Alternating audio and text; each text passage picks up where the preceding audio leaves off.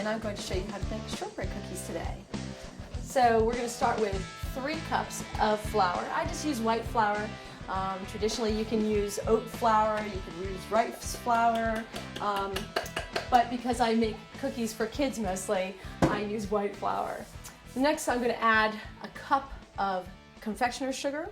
Once again, in traditional shortbread cookies, they can use granulated sugar or a mixture of confectioner's and granulated, but I've always found that I liked the consistency of confectioner's sugar better. Then I'm going to be adding one teaspoon of baking powder and a half a teaspoon of salt, and put that in. And because I'm using a food processor rather than sifting, I'm just going to do a very quick blip. That's about it. And that sort of gets it mixed. Now, this is the key. This is the one thing that everyone likes shortbread cookies for, and that is the butter. For every cup of flour, I'm adding a stick of butter. That's 3/4 of a pound of butter. Yeah. Putting that in there. Yeah. Just like that. I'll pop this on. Ooh, almost forgot. Vanilla. Last ingredient is 1.5 teaspoons of vanilla. I always use pure vanilla, but you know, any vanilla will do, whatever's good for you. Just like that. Now here comes the noisy part. Move away from this for a little bit. You don't want to overmix it. You want to make sure that as soon as it starts forming a ball, you take it out. Otherwise it loses the flour and makes it more like hardtack rather than a nice, soft shortbread cookie. But it just takes a few minutes. So as you can see, it's starting to congeal a little bit. As soon as it starts to roll into a ball, we want to turn it off. It's almost there.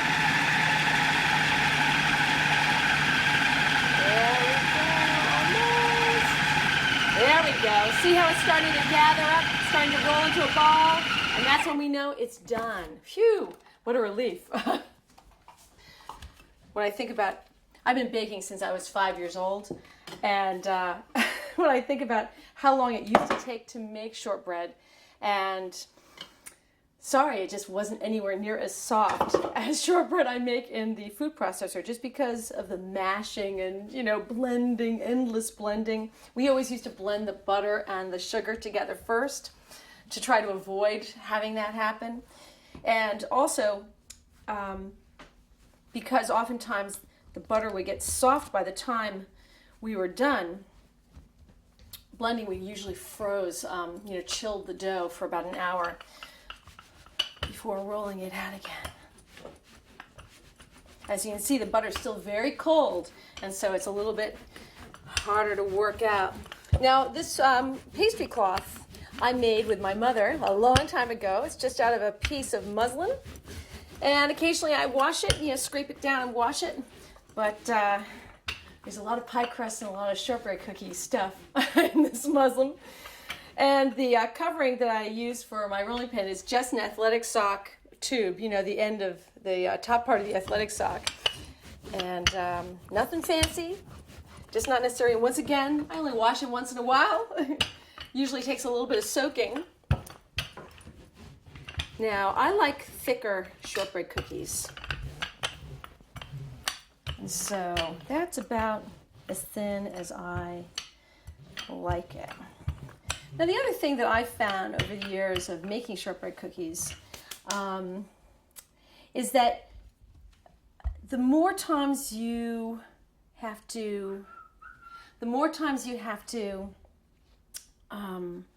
collect these little ends and put it back into a ball and then roll it out again, the tougher the cookie gets.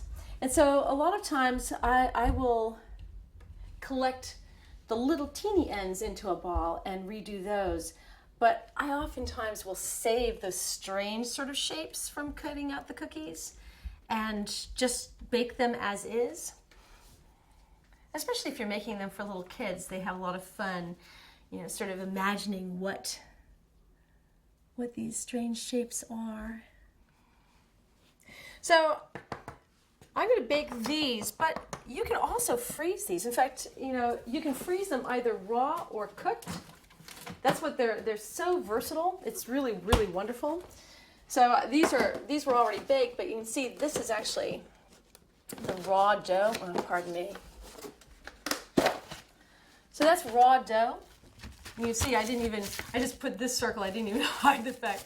So this is just raw dough. And what's really nice is, at least in my household, if there's 24 cookies, we eat 24 cookies. If there's 4 cookies, we eat 4 cookies. And so if I'm trying to make sure that I don't eat all the cookies, I may only bake like 6 of them, you know, on this little tray.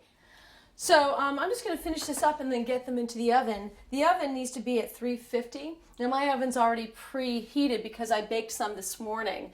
I wanted to be able to show you. These are all baked, and I know they look very, very pale. You actually want to make sure that they're just barely golden brown. This edge right here is a little bit more golden brown than I would actually personally like. And you want to make sure that the back, once again, is just barely golden brown. And that's when they taste the best. They're so soft. They really, really crumble when you eat them. Yeah. In fact, I'm sort of dying for a piece right now. Excuse me. I'll take this corner because, you know, it's really not good enough for guests to eat because it's a little too brown.